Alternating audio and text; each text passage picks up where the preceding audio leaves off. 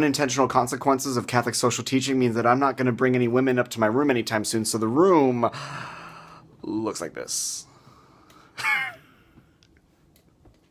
If you're like me and you have Republican Christian friends on the internet and they like to take their Republicanism more seriously than their Christianity, then you have read a Matt Walsh article. Matt Walsh is a conservative Christian blogger. It eventually ended up on Glenn Beck's The Blaze. And people think that I don't like Matt Walsh because he's mean and hurts my feelings. That's not true at all. I don't like Matt Walsh because he plays fast and loose with the facts and doesn't know how to use logic. I don't like him because he's a poor arguer. Few things are as dangerous as a Christianity that's argued poorly and loudly. Because once people discount a poorly argued Christianity, they think that they've discounted all of Christianity altogether. And then they're even harder to get back. Matt Walsh has spent a lot of time being vocally and adamantly against Donald Trump. Now this is a good thing, and I'm happy for it. He's one of the few people that Trump supporters would actually listen to. More on that later. But what really grinds my gears is how Matt Walsh is shocked I say, to notice that his readers are voting for Trump. Now I'm sorry, Matt, you're allowed to be angry, you're just not allowed to be surprised. You know why? Because this is a typical argument that one gets in with a Trump supporter. How do you even support that guy? Have you listened to the stuff he says? Hey, Trump is just telling it like it is, and he's refreshingly unpolite, and he's not afraid to get into some hot water with those pansy liberals we don't respect anyway. Yeah, but the actual words are terrible ideas whether you're a pansy liberal or a tough conservative. You know, you're starting to sound like a pansy liberal.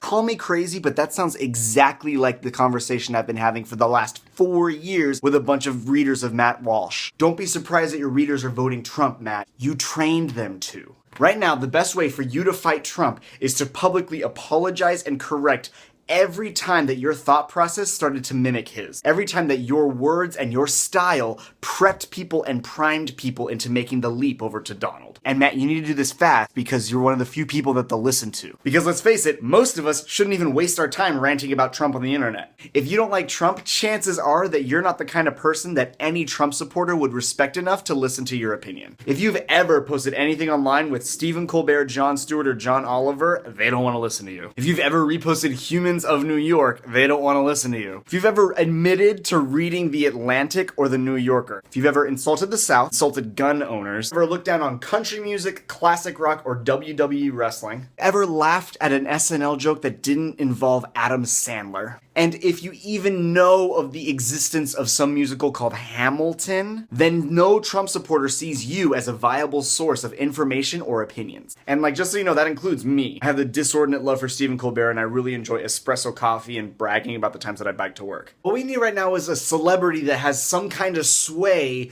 among the people that are likely to vote for Trump.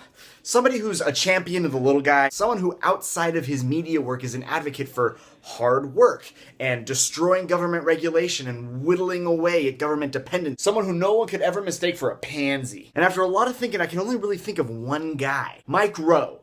The dirty jobs guy. Think about it. Think about the people that you know that really like Mike Rowe and really like quotes from Mike Rowe and really are they not more likely to be your Trump friends? So Mike, this is me begging you to come out and strongly be against Donald Trump. I know it's not your typical style to be against a specific candidate or be political in that sort of way. But desperate times, Mike Rowe. Desperate times. We need you right now. And you are a big voice that can effectively denounce Donald Trump. Because so far the biggest thing we got is that letter from the Humans of New York guy. Honestly, who cares? Help us, Mike Rowe. You're our only hope. Pansy. Pansy.